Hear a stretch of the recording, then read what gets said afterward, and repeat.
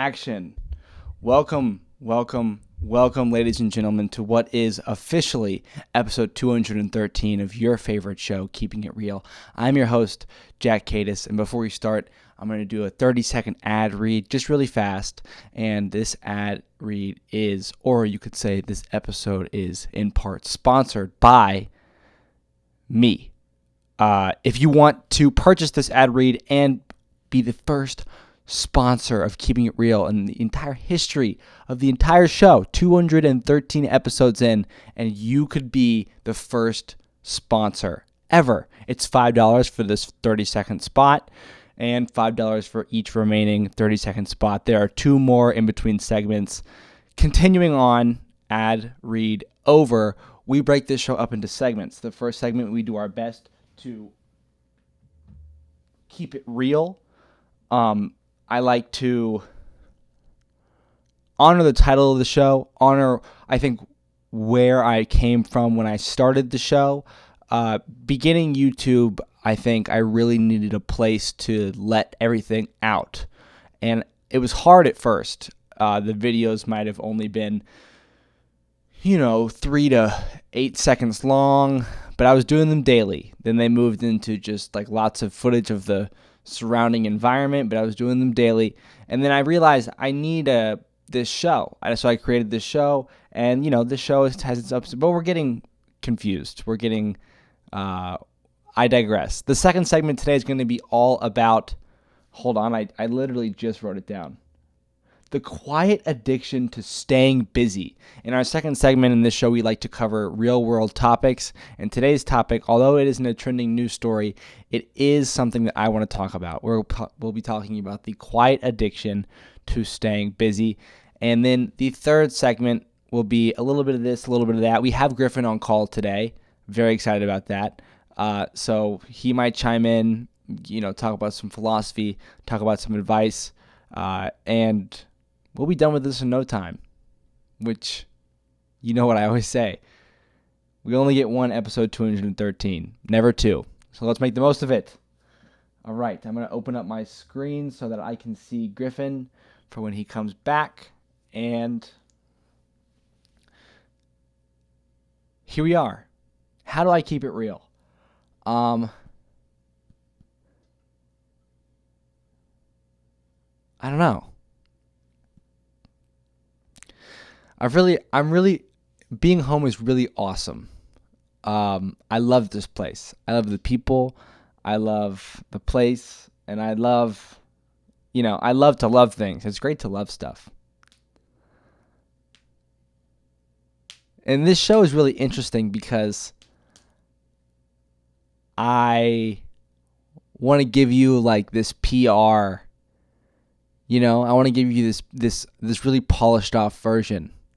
And I think that's good because I really think I'm polishing just a bit more each day. Even when some days it doesn't feel like it, I really think that I am just doing a bit more polishing each and every day. And eventually, I don't know. It's funny to think of, in terms of eventually. I asked my younger brother today in the car, what do you think is going to happen if I keep this up for 10 years? And he did not say that I would be wildly successful on a world tour with incredible fame. He said it would just be interesting to look back on. And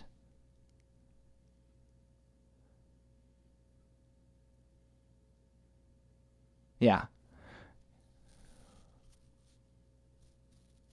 I think it's really awesome that I have something that I'm totally willing to rewire my entire brain for. I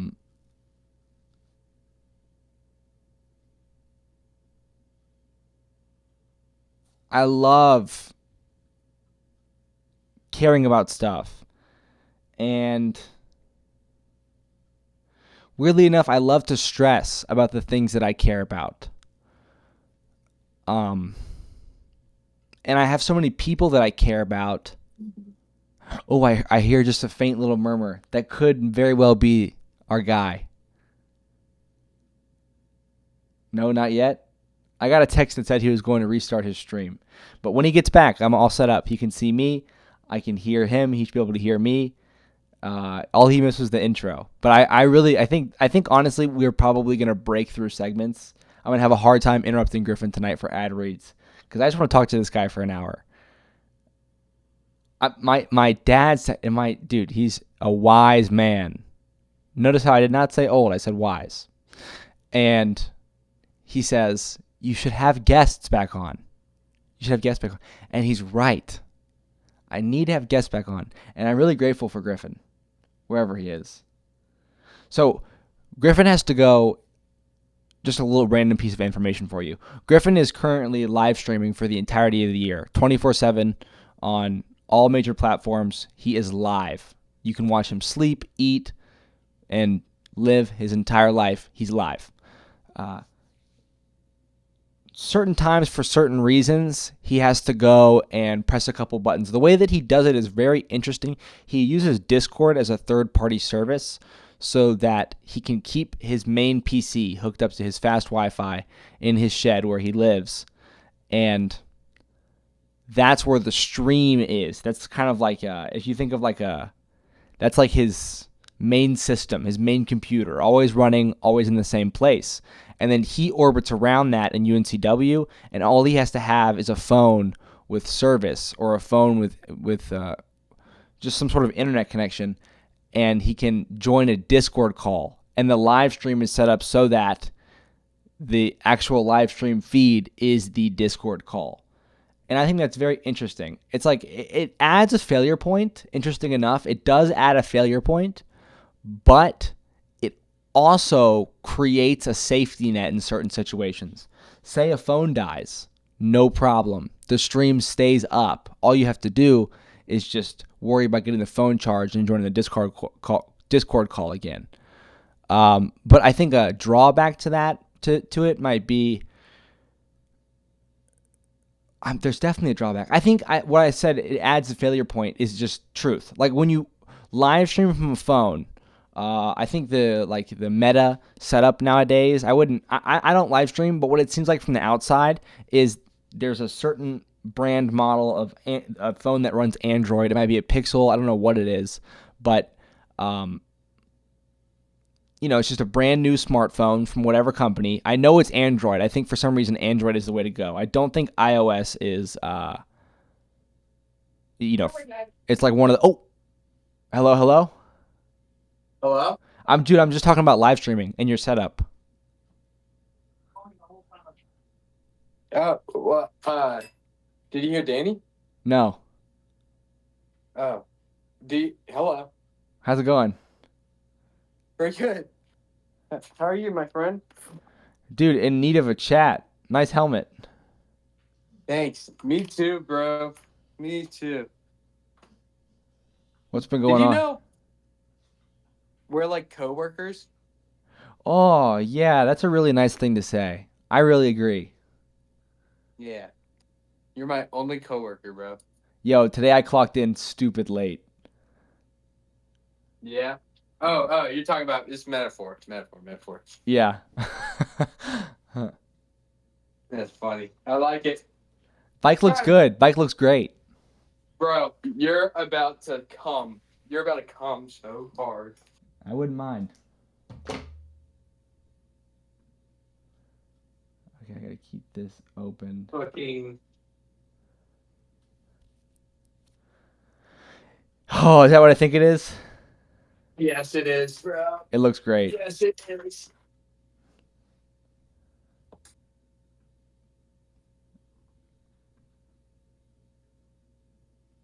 Okay. Oh, shit. Yeah.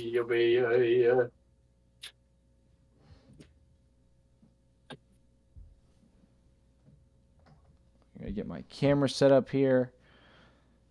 Heads up, you're live on episode 213. Heck yeah. Have I ever mentioned this? I don't know if I've ever mentioned What? this. We only get one episode 213. Do you know? That's a really good outlook on life. Oh. All right, so back to what I was saying. Actually, I was talking about live streaming. Okay, the model of the phone I think it's an Android. It's a I don't know what model, but it runs the operating system Android. I guess iOS just doesn't hold a candle when it comes to live streaming in particular. Which No way. Yeah, not even close. there is like I'm a big Apple guy, and I was just in the Apple store today with the intention of maybe buying a new laptop, but I don't know what it was.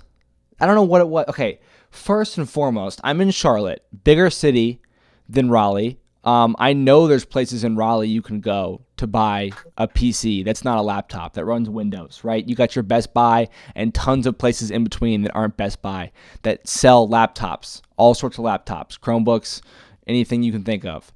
And so I'm in South Park Mall, which is a mall in the neighborhood of South Park in Charlotte. It's south from downtown, go figure.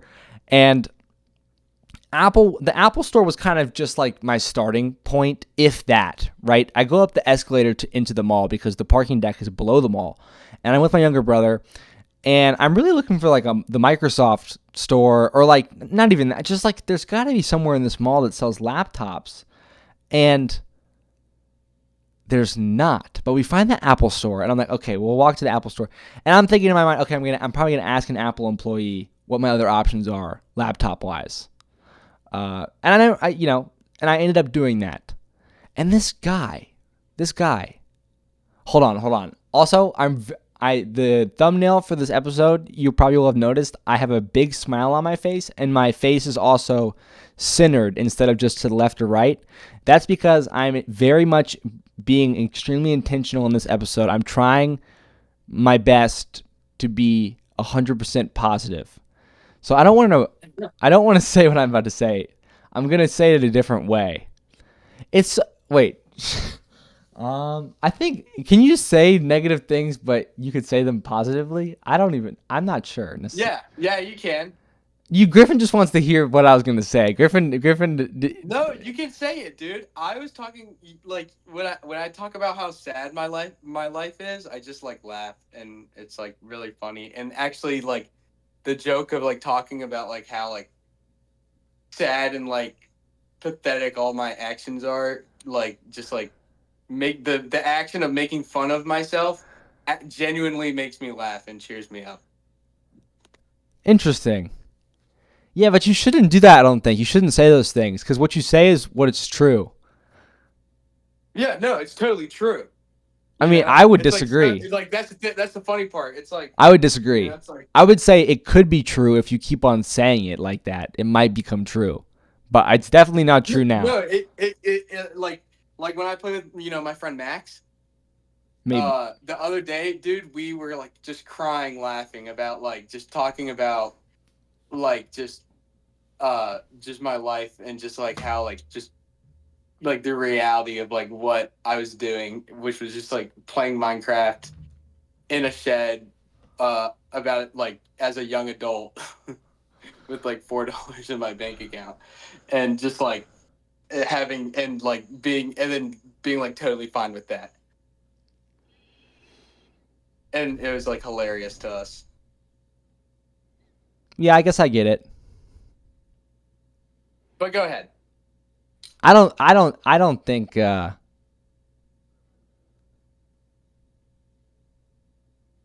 don't think it's positive, it's not positive. But you're already spending so much time thinking about this negative thought. No, I'm thinking more like you playing Minecraft with $4 in your account as a young adult is not negative. No, I loved it. I don't regret it. I don't regret a thing. Oh yeah, what was I saying? I've got to lock in. It's a late hour episode, ladies and gentlemen. Please bear with me. All right, with the remaining 5 minutes in this segment, I want to close out, because we're supposed to be keeping it real here in a positive way. Maybe, what can I say to you? This is what I'll say. I took a spin around the block this afternoon. I did a little bit of a loop around where I used to be when I lived here. I played a certain playlist with certain songs and turned the volume up a certain way, rolled the windows down a certain kind of way, and it was really nice to I don't know, like imitate a memory, if that makes sense. Like it was a blast. And Yeah. that's something that I definitely want to remember today. If nothing else, keeping it real is a big old video log, a video diary. And if I'm going to come back and I'm going to click on episode 213 and I'm still listening to this point, which would be like a crazy turn of events if all of these things happen to align, then I want myself to know that today I drove to Selwyn behind AG. I didn't get out of the car, but like always, I always end up taking a trip there every time I come back here. It's like I used to do it and be like, this is the last time I'll ever be here. But now it's become sort of routine. Sometimes like it's the right time of day and the car just steers itself in that direction. And even still to this day, I'm about to turn 22 years old, which is not that old. It's not that old. And if it was that old, it wouldn't be that big of a deal. Anyway, I still find myself hoping that I'm going to run into some kids, because that's why I go there, is because I used to be the kids there. We used to just have a lot of fun there. I feel like that place for me was like somewhere that I could be, and it was just cool to be there. I don't know. I'd like to find a place. I'd like to find a place like that. I have a place like that. I think this, weirdly enough, I don't know. No one was there anyway. I turned around and came back home. But I want to remember that I did it, because I'll probably do it again. But this time in particular, I did it this time, and that's what I want to remember. So then, I come back home and sit around. Lots of sitting around. It's a different kind of tired when I get tired here. It's a really I feel like I got beat up kind of tired. But maybe that's the same kind of tired as everywhere. I think it's like a big shift to my routine. There's a lot of mental work that goes into coming home and spending time with your family again. And I'm really happy that I get to be here and do that mental work. But it is tiring. It is definitely tiring. Tiring, eh? It is. It's tiring because here, back in Raleigh,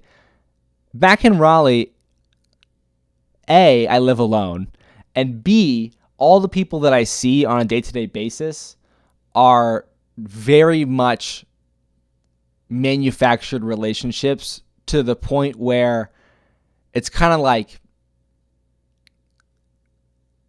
I get along very well with all the people that I encounter, because I'm sort of in control of the people that I encounter. Like I held a couple jobs before I landed on Jersey Mike's and decided that Jersey Mike's was a good place for me to be because the people were good. The friends that I see from time to time are friends that I made because I think these are people that I want to be around. They're good people. I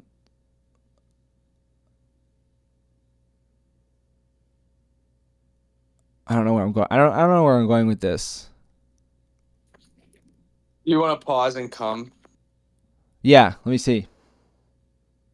Hold on. Let me see what I'm seeing. Hold on. Brief intermission while Griffin flips the camera around and it stops lagging. This is the second ad spot of the episode. It's a 30-second ad spot in between segments. And it's $5. $5, and it could be yours. Just think about this for a second with me. You could be the first sponsor ever the first Keeping It Real sponsor in the history of the entire show. 213 episodes. We're running out of firsts, people. We are running out of firsts by the day, by the second. If you want to put your name in cement stamped in history, it's just $5. You could give me $5 and say, hey, I'd just like you to shout out my name. And I would do it, and I would go above and beyond. Trust me, I might even film a whole separate thing where I like jump and dance around and do a whole bunch of editing for $5. I ain't never made a single cent off this. So, hey, if you're listening to this and you've been hearing me shout it out for the past couple episodes, I know you have. And if you're on the edge and you think this could be me, it could be me, I want it to be you. Send me an email at jacklkads@gmail.com. That's jacklkads@gmail.com. I'm ready.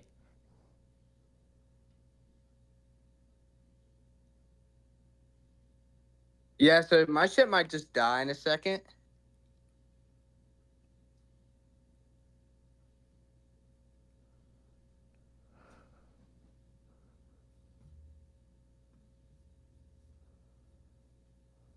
You're deafened. Holy shit, it's hot.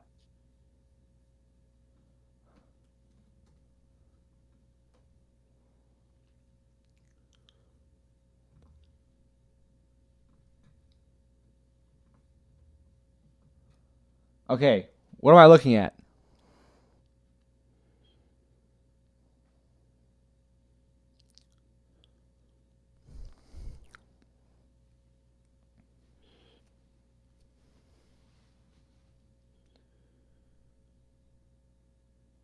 I don't know what this is. All right, continuing on while we wait, I'm going to go ahead and introduce you to the second segment of the episode. Today's second segment, we're going to be talking about the quiet addiction to staying busy. Now, I have a lot to say about this short sentence, and we're going to break it down word for word like we do with things that we care about here on Keeping It Real. The quiet addiction to staying busy. We can kind of bypass the, because it's so simple and so complex at the same time. I just want to straight up ignore it and assume that we all, as listeners and speakers and people, can agree on whatever the hell the means. What does the even... THE, one of the most common words in the spoken language. I have no idea how I would describe the to someone that was an alien. I don't even know how I would begin. But we can do quiet. Quiet is a volume. Quiet is the opposite of loud. Quiet can also mean, in this context, unseen, unnoticed. When something is quiet, it can often go undetected. The quiet addiction, and addiction is a very hard word to define. Very many heated debates in my life come back to the definition of addiction. You have all sorts of people, all sorts of stories, all sorts of happenings, and everyone has a different viewpoint on what it means to be addicted, what it means to witness addiction, and it's also, I think, attached to the ego for me personally. When I was 12-ish years old, I smoked weed for the first time, and it's funny because the way that I did it, I almost was hyper aware of the possibility for addiction. Nowadays there really is no risk, I feel, for me to fall into addiction with any new sort of I just don't think. Now, I would say this is where it comes into play. Like, this is where I would have to define addiction. I think addiction is when someone does something consistently and repetitively. That's it. So you can get really crazy with that.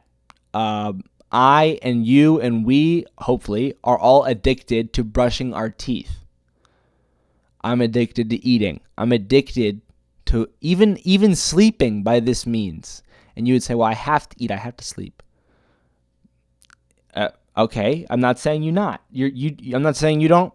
I'm not saying that's not my point. That's not what I'm arguing here. I'm saying that someone addicted to heroin would say they have to take heroin. And when you bring hard drugs into the picture, it's hard for me to continue the discussion, because that's when like the ego starts to come, and I feel like we can get less objective, and it starts to become more about personal experience, and how we see ourselves bleeds into the discussion of defining and definition. I stayed away from defining addiction, talking about addiction, thinking about addiction even. It was just sort of, I knew that there was this thing that I was doing and I wanted to not do it. And every day that would go on and I wouldn't make the change, I would, find it harder and harder to fight off the allegations or keep the thoughts of addiction and contemplative, what's the word when you look back on, reminiscing at bay. But I have to say, this is still very much tied into my ego, how I'm going about this, but I am your host, jackkadis, so you're going to get that sort of thing. I did stop. I stopped smoking weed. I made it a whole year. 2 months to the year of not smoking weed, I realized, you know what? I don't want to drink alcohol either. And I'm coming up now on 1 year with no alcohol, not a single drop. And then last January, I say, I don't want to, no more, I don't touch myself, no more masturbation. I don't masturbate. And these are all things that I don't know if I should say I was addicted to, I am addicted to, I'll forever be addicted to. I don't know. It's because it depends on how you look at it, right? You could say that my ability to stop any of them, like I have done, means I was never addicted. And by that measure, have I ever been addicted to anything? But we have to zoom back in, because this is not our topic here. We're not talking about masturbation. We're talking about the quiet addiction. Is it staying? Sorry, I kind of actually lost the quiet addiction to staying busy, I want to say. Hold on, I gotta have a couple clicks to get back here. Almost there. The quiet addiction to staying busy. So yeah, this is why it's important for me to talk about my past experience personally, because these things felt like at times unsummitable mountains. Like I seriously, I cannot let myself forget. I was going to say I can't stress this to you enough, but what's really important for me to say is I can't let myself forget how big of a task not masturbating felt like. Because it's the sort of thing that, like, I would go a week without. I would go a month without. I would go, sometimes it felt like a lot to go 2 days without, 1 day even without, 3 days without. But I would always find myself back doing it again. And I felt gross personally. I know that this isn't a problem. I'm not saying these things, all of these things in my life choices, how I've decided to change stuff up. I can't say for certain, there's right and wrong. I'm not like, I won't advocate for doing these things. I won't advocate for not drinking. I won't advocate for not smoking weed. Because I don't know necessarily if,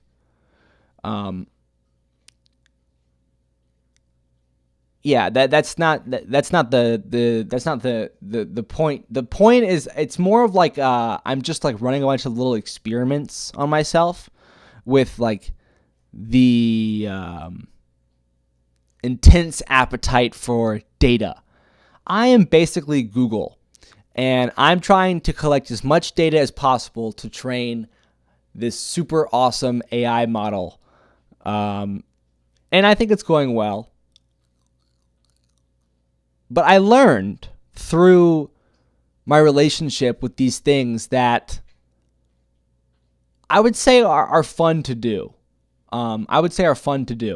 They bring me joy. Getting high, rolling a nice joint, getting high, finishing an entire bottle of wine in one sitting, and cranking the hog. All three of these things are like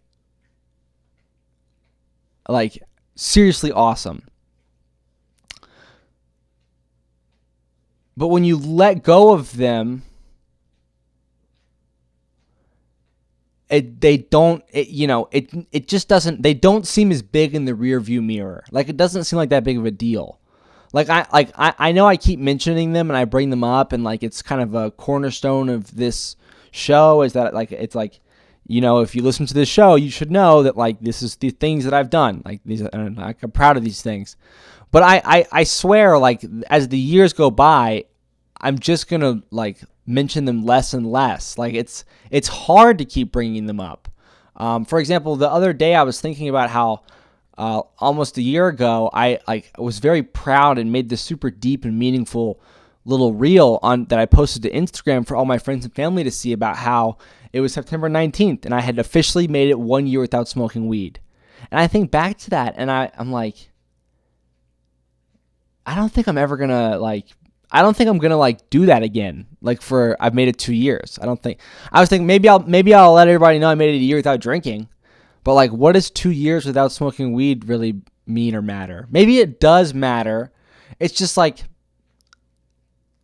if I, is that how I want to label myself? Maybe. Labeling yourself is really overwhelming. Not overwhelming. It's just tricky because like, how am I supposed to know? Like, you're supposed to label me for me. And I guess at the end of the day, this stuff just isn't interesting. Like, the more time that goes on and the more time that passes, it just becomes less and less interesting. Like, and it's in such contrast from like how you think things are going to go. You think you really want to stop doing this, and then you picture yourself years after you stop doing it, and you're like, oh man, years after I've stopped doing it, I'll be so like awesome because I stopped doing it, and I'll like scream it from the rooftops, like I really stopped doing it. But here I am, and it's just not really how it goes. Like it's more of like I'm just kind of focused on the next thing. And that leads me to what is the topic of this segment: the quiet addiction to staying busy. So, like addictions can be given up, they can also be taken on. And as I stated earlier, I believe addiction is defined, in my world at least, very vaguely as something someone does consistently and repetitively. So, literally everything you do is an addiction, if that makes sense. It's kind of like an autistic person. Like, there's a spectrum. It's not just like you're either autistic or you're not. It's like a very fluid spectrum. It's like a dimmer on a light switch. Like, there's infinite different levels of bright that the room can be. Like, it's not just, the light switch isn't just on or off. You're not just addicted or you're not. Or, sorry, you are addicted or you're not. Yeah, I guess by what I'm trying to say now is that everything you've ever done, even if you've only done it once and you did it one time 10 years ago, you're still addicted. So you have to, and Griffin chuckled, but like, this is one of those things that I'm doubling down on. Because once you see how I'm trying to lay this out, you might. No, I think I'm with you, man. I like it. Okay, so I'm not laughing because it's dumb. I'm laughing because it's like you have a point, and you're just putting it in a way where I haven't really thought of it. Oh, yeah. So this is like our precedent here. Like, if this is like a big legal case, we're looking back, and this is our precedent. Everything you've ever done, even just once, you're addicted. And that allows you to sort of let go of like endless debate of whether or not you're addicted to something. Because I think a lot of people fall into that. I don't know if I want to say a lot of people fall into. I think I fell a lot into that trap where like I would pass the time by self-assessing my level of addiction, when the truth is, if I've done it, I'm addicted. So then everything becomes very objective. You can back out and become kind of a computer and say, do I want to do this? Yes or no? And that's what like the real question is. Do I want to do this? Yes or no? And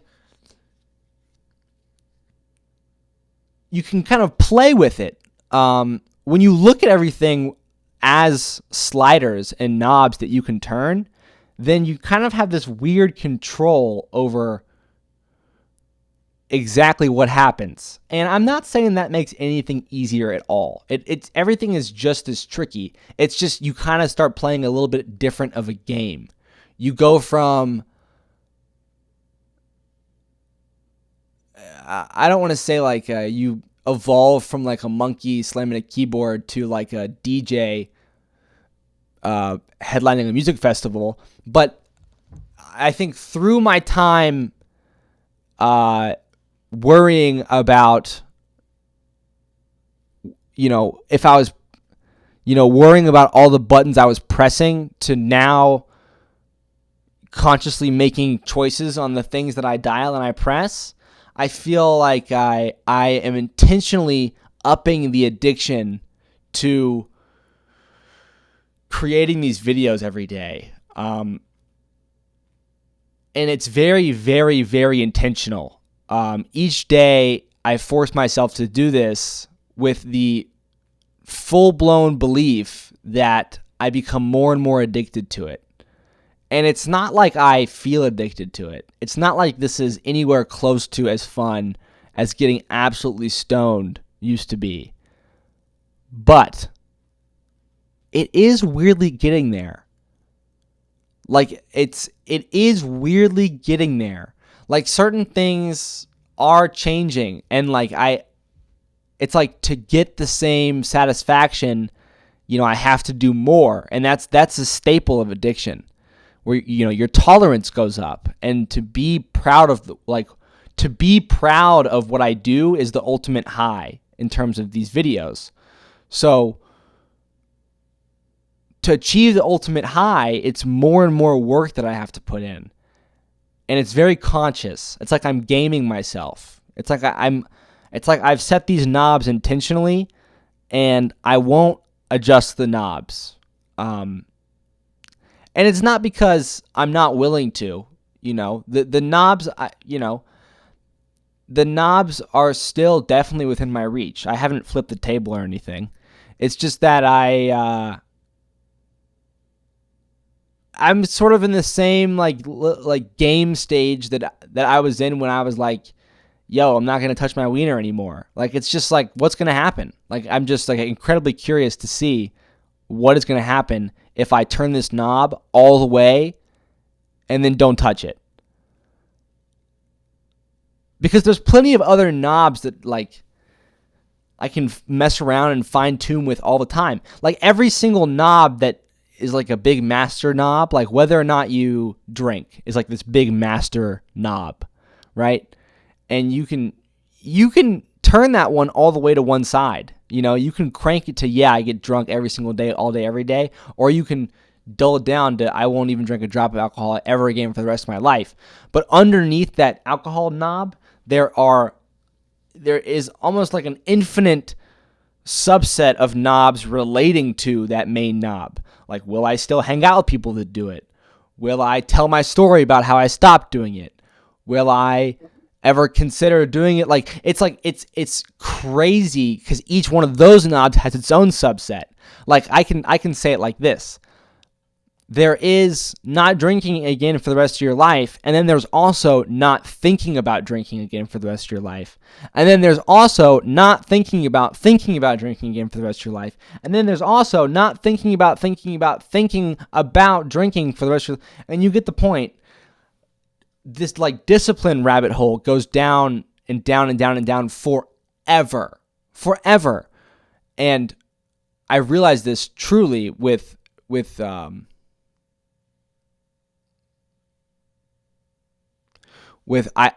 don't masturbate anymore. But now my new number one enemy of all time is my eyes. You know what I'm saying when I say a wandering eye. My eyes will just snap on to women in public, like lock on almost, like a freaking lion about to pounce. And that is I don't like it. I don't like it. And I'm really like locked in trying to not do that. But I haven't decided to crank that knob all the way yet. You know, I haven't been like, this knob needs to go all the way down. I'll never look at a woman again. But I might, I don't know. I might make that choice. It's not something I think about too incredibly. I like the idea of making it a year doing something and making it a year. So, I don't think I'm going to make any major knob adjustments in the subset of the masturbation category until I've actually made it a year with the, masturbation knob cranked all the way to no. But the quiet addiction to working hard, man, how many times am I going to forget? Is that what I wrote? The quiet addiction to working hard? How many times could I possibly forget? A couple more clicks and we'll be there. I think it's the quiet addiction to staying busy.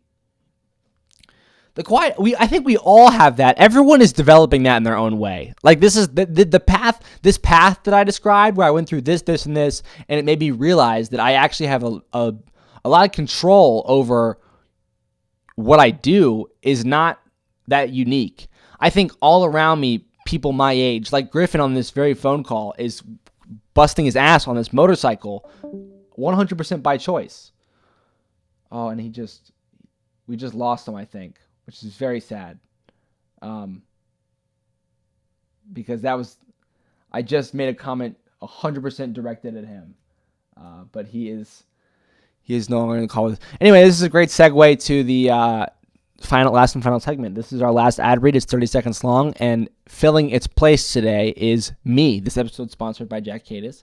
And if you'd like to sponsor the next episode of Keeping It Real, reach out to me. It's $5 for one ad spot. I might change it next episode to just $5 to sponsor the entire episode. That'd be pretty cool.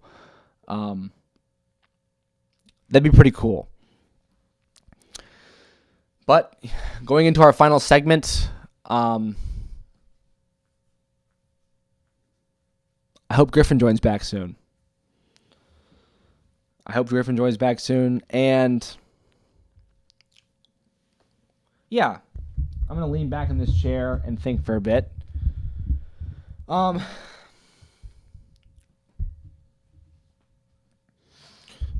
See how close we can get this mic to me. There we go. I like that. So, this is the last and final segment of episode 213 of Keeping It Real. I have got, a good 2 or 3 hours of video work ahead of me, and it's a big battle in recent days over the quality of my work. I'll look at the views that my work gets, and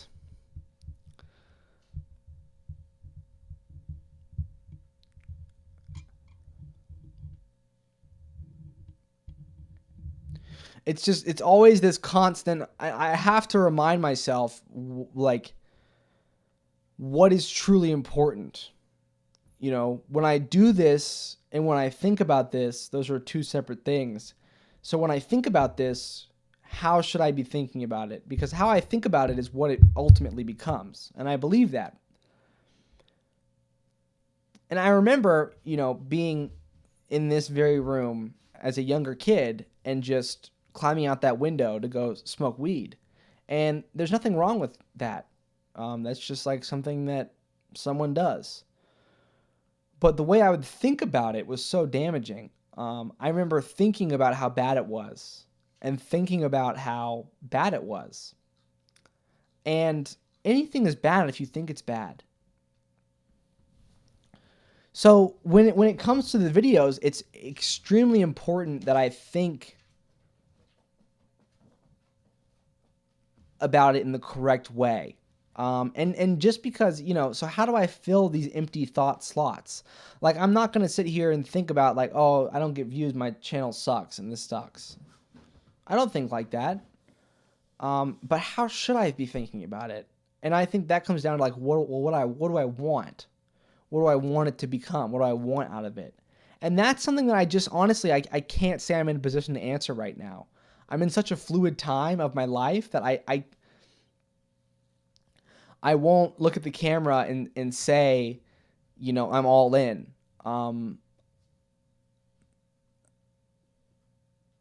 But that's okay too. I think that there doesn't have to be any thought about it. I think the thought can really just take a back seat to the action of doing it over and over again today. Over and over again. Every day. And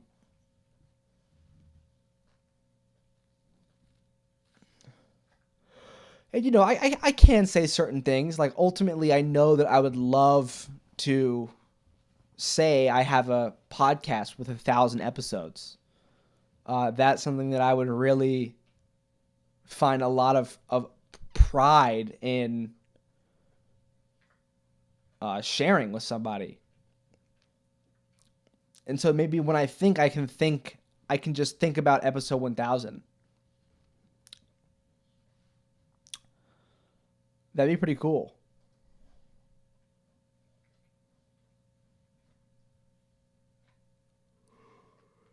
That would be pretty cool.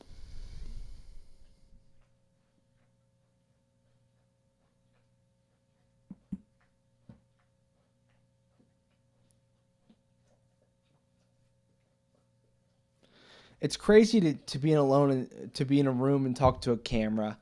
It's crazy. And I don't know.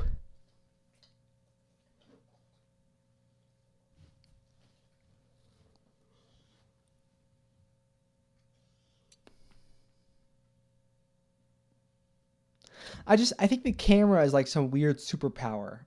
And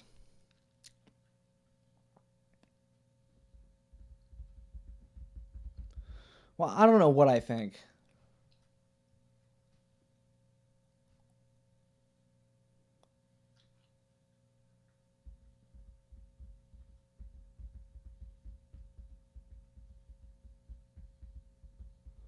I don't know what I think. I think a lot, I think a little.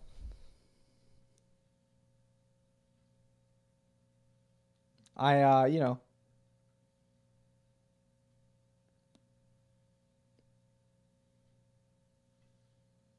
I'm a thinker. I thug. I thug and it's what I do. It's what I do.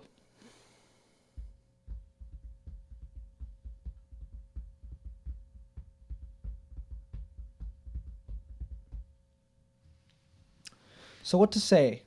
What to say? I'm supposed to be philosophical right now. I'm supposed to be really laying it down, dishing it out, letting you hear it.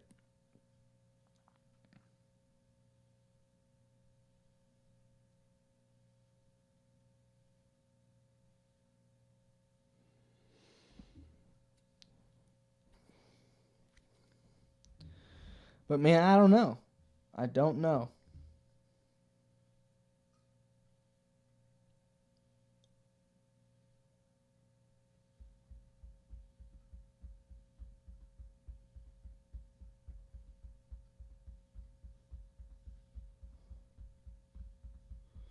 I do not know. I don't want to I want to kind of let go of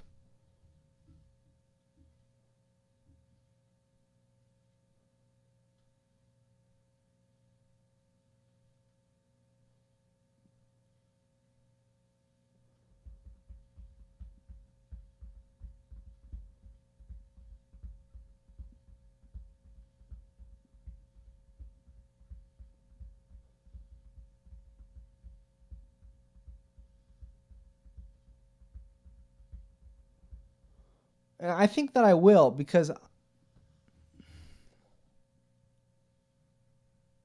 I don't think I'm not so much in a rush to get anywhere. And as much as I would like to wake up tomorrow and say I kept my streak alive of all this quality stuff coming out, I don't know. What you're listening to right now is me, like, I have this battle in my head. I'm trying to justify taking the easy way out of my videos today and just making them like I used to, you know. Because I've added, like, in the span of like a week, maybe, I've added like, I'd say 2.5 hours to the process.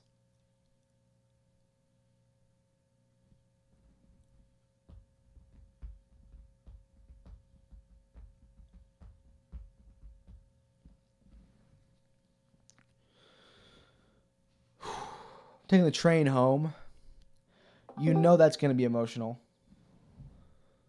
The train always tends to be. What up, Griff? Howdy. My phone died. All right, so guess what I'm getting into right now? What's up?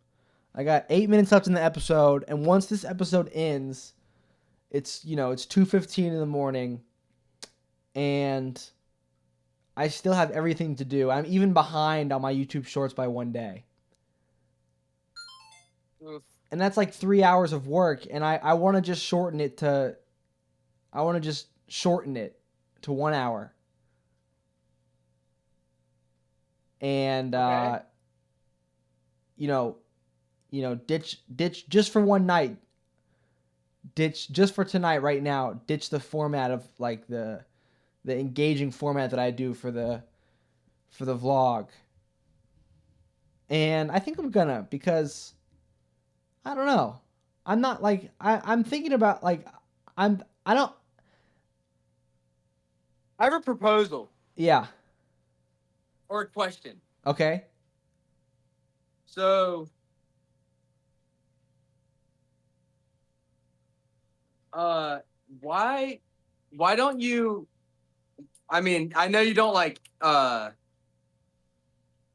don't you like clip up the hour long? Would clipping up the hour long podcast into shorts? Like you take, I mean, even random, or like you just take like the interesting parts. If you clip that up, would that save on the amount of time of recording YouTube Shorts, or do you think that would like even like help the quality? Because then not only would you be, you know, maybe you could save time, but even if you didn't save time and just like, or like even if it was like the same amount of time as like recording and then just recording like a bunch of different shorts, you'd be like linking the podcast. Like the podcast would be, so like anybody that does see the short, they would go to the podcast. So it'd be like 2 views, technically. Do you know what I'm saying? Yeah. Like, have you ever thought of clipping the podcast? Yeah, many times. You've been with me when I tried out the software. Yeah.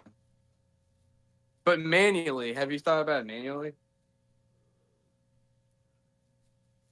I am right now. Because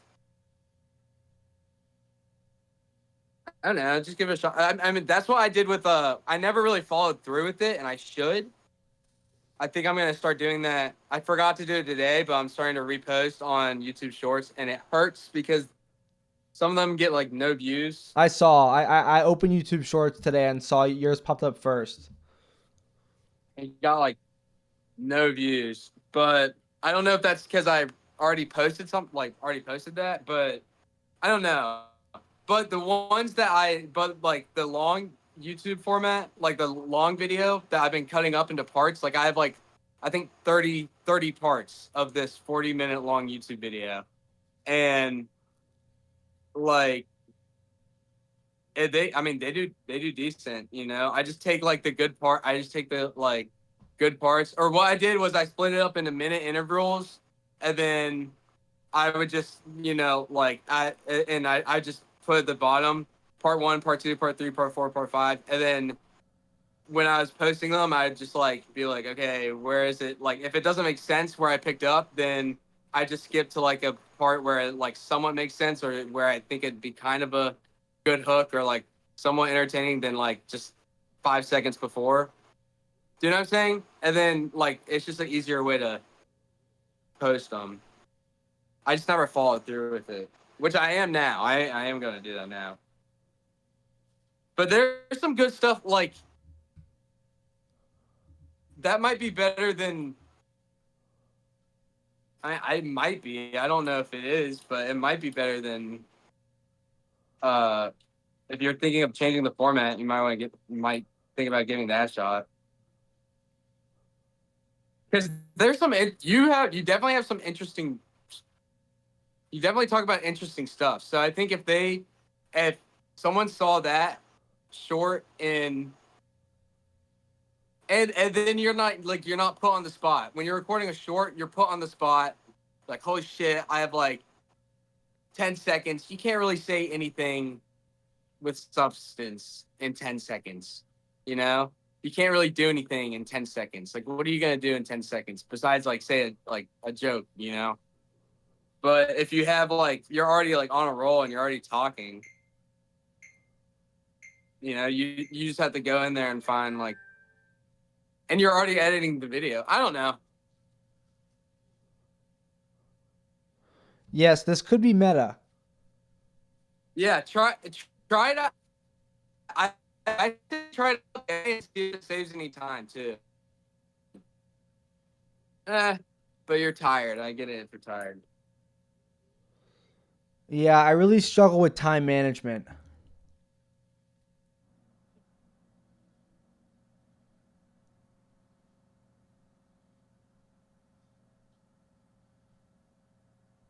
Nah, it did not take me that long.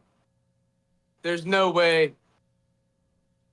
Yeah, but when you do something new for the first time, there's like a 2 day learning curve before you get like that muscle memory of how you like to do it. Yeah, it did kind of take. Yeah,